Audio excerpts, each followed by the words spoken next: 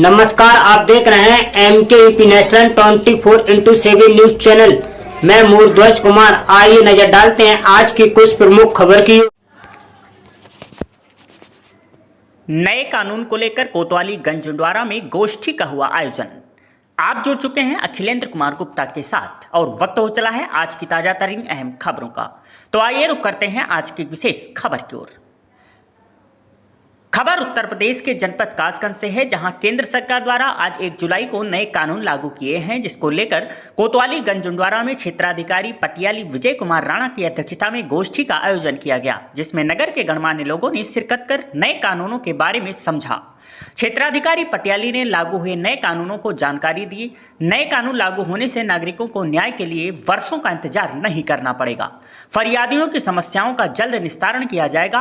British शासन के समय से चलते हुए कानूनों में संशोधन करके नए कानून बनाए गए हैं। क्षेत्राधिकारी ने नागरिकों से अपील की है कि नए कानूनों को जानें और पुलिस प्रशासन का सहयोग करें। कोतवाली प्रभारी विनोद कुमार ने गोष्ठी में आए सभी सम्मानित लोगों का शुक्रिया अदा किया। नए कानून को लेकर नगर सम्मानित लोगों ने सरकार का शुक्रिया अदा करते हुए अपने अपने विचार व्यक्त किए। इस मौके पर अमित प्रकाश महाजन, सभासद राम कुमार, सभासद आले इमरान सहित गणमान्य लोग उपस्थित रहे। जनपद कासगंज से मूर्ध्वज कुमार की खास रिपोर्ट।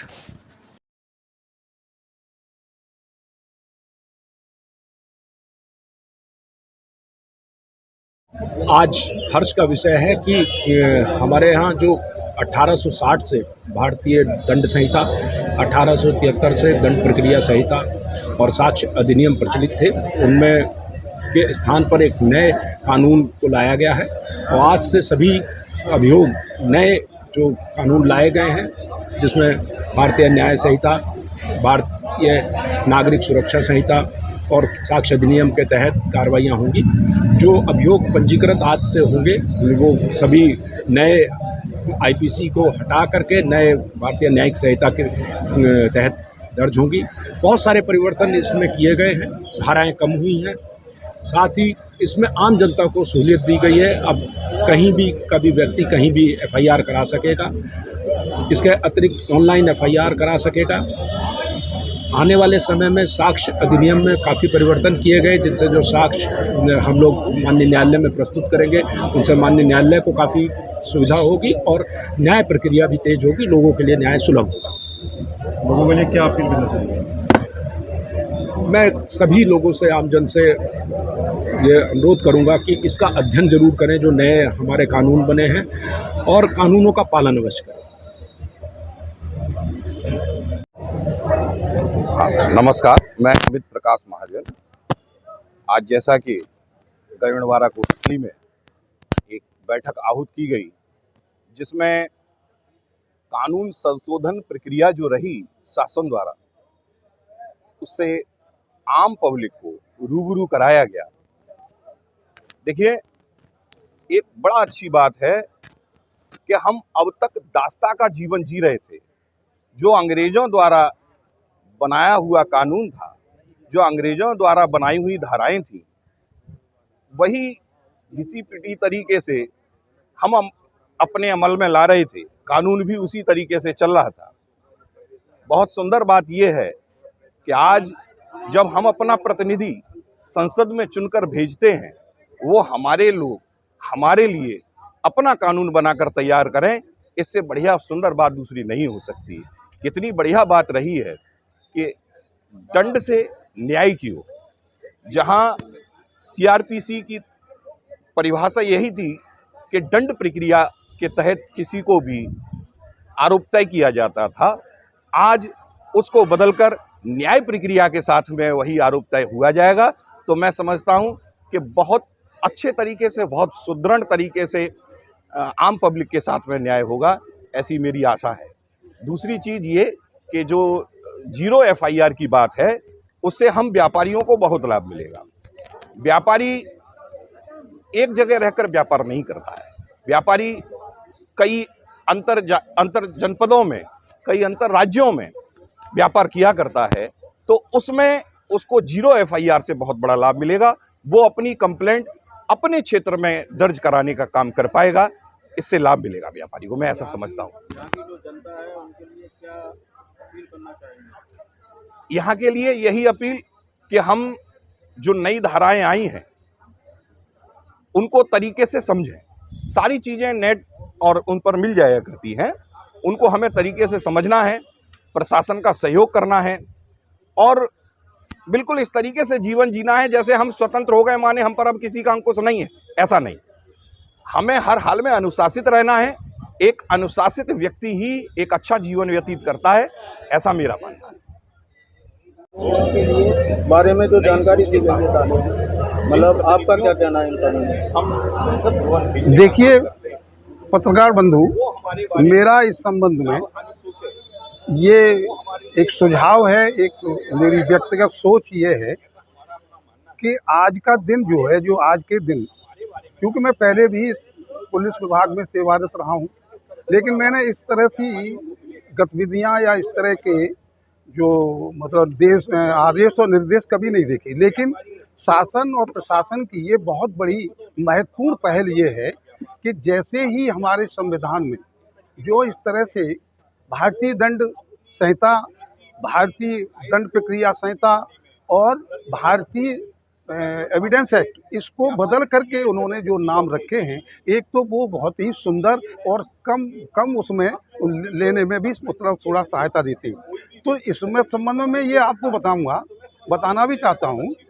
कि इस संबंध में जो जनता अज्ञान होने के कारण पुलिस के ऊपर एक अनर्गल जो है दबाव बनाती थी, वो अज्ञानता की वजह से, किसी के कहने से, किसी के उकसाने से प्रथम सूचना रिपोर्ट लिखाते थे, बढ़ा चढ़ा करके लिखा देते थे, तो उससे जो है पुलिस को बहुत बड़ी कठिनाई विवेचना में और न्याय करने में आती थी। लेकिन इससे ये फर्क पड़ेगा कि स्वयं आदमी जब कानून का ज्ञान रखेगा तो वो इस तरह की प्रथम सूचना में बढ़ा चढ़ा करके या बड़ा गलत तरीके से वो अपने को मेंशन अपनी तहरीर में कोई तथ्य अंकित नहीं करेगा, नंबर 1।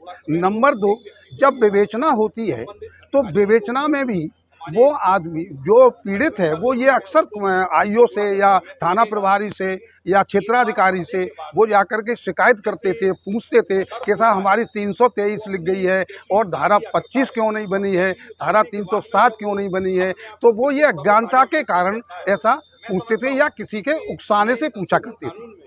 लेकिन अब क्या होगा?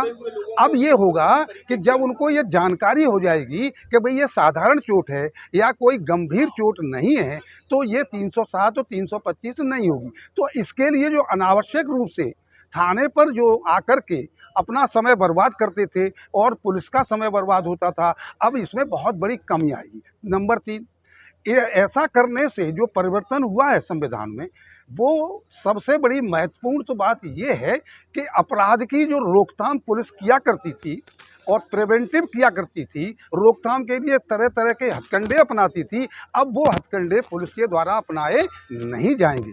अब केवल अपराध स्वयं ही कम हो जाएगा, क्योंकि अपराध को झूठा लिखाना, अपराध को मैनिपुलेट करना, अपराध को घटा करके बढ़ा करना, बड़े को छोटे करना, ये एक आम बात हो गई थी, जिससे पुलिस के ऊपर बहुत ही ज़बरदस्त दबाव रहता था और प्रतिकूल जो है प्रक्रिया उनके दिमाग में हर वक्त आती रहती, जिससे विवेचना पारदर्शी न्याय संगत नहीं हो पाती थी और वो किसी न किसी कारण दबाव बस में आकर के और उसमें झूठे चार्जशीट भी, झूठा चालान भी करना पड़ता था, जो न्याय हित में नैसर्गिक न्याय सिद्धांत के विपरीत है।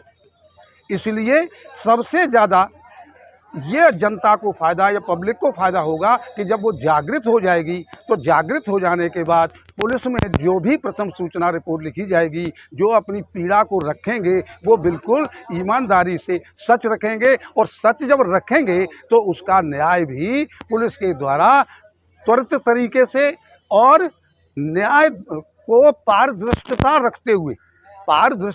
को रखते हुए न्याय भी हर संभव प्रयास करने के बाद मिल सकता है। नमस्कार, मैं आले इमरान सभासद वार्ड नंबर 14 मोहल्ला मूलचंद कस्बा गंडवारा से हूँ। आज ये मीटिंग थाने में हुई है, क्या है पूरा मामला, किस तरह से आपने देखा है? आज थाने में सभी जनप्रतिनिधियों को, समाज सेवियों को और सभी लोगों को बुलाया गया और एक मीटिंग का आयोजन किया गया। ये मीटिंग का आयोजन भारत के जो नए कानून बने हैं उनको लेकर था, लोगों को समझाने के लिए था कि आप लोग नए जो कानून बने हैं उसको समझें और लोगों तक समझाएं और कानून का साथ दें। सीओ साहब ने इस जानकारी को हम लोगों को बताया है कि जो नए कानून बने हैं कि उनको लोगों तक पहुंचाएं और जो लोगों किसी के ऊपर मुकदमे, किसी की इन नए कानूनों से लोगों को फ़ायदा बहुत मिल रहा है। अभी फ़िलहाल की बात है, सहावर थाना क्षेत्र में एक घटना हुई थी। एक महिला पर ये दबाव बनाया गया कि आप इनके ऊपर छेड़छाड़ का मुकदमा लगा दो। कोई व्यक्ति था जिसके ऊपर छेड़छाड़ का मुकदमा लगाकर उससे कुछ भरपाई करने की मंसूबा होगा, लेकिन महिला ने अपने आप को जागृति अभियान के तहत जागृत किया और उसने वो मुकदमा लिखाने से मना कर दिया कि मैं जागृति अभियान से प्रेरित हुई हूँ, मैं किसी पर बिना वजह मुकदमा नहीं लगाऊंगी। तो हमारे समाज को ये जानना ज़रूरी है कि हम किसी के बहकावे में ना आकर अपने आप से सोचें कि किसी के ऊपर ऐसे मुकदमे ना लगाएं, किसी के बहकावे में ना आएँ, इस तरह के जागृति प्रोग्रामों से जागृत हों। यूट्यूब पर लाइव खबरें देखने के लिए MK UP national 24/7 news channel को सब्सक्राइब करें और ज़्यादा से ज़्यादा शेयर करें। फिर मिलते हैं ऐसी अन्य बड़ी खबरों के साथ। देखते रहिए MK UP national 24/7 news channel.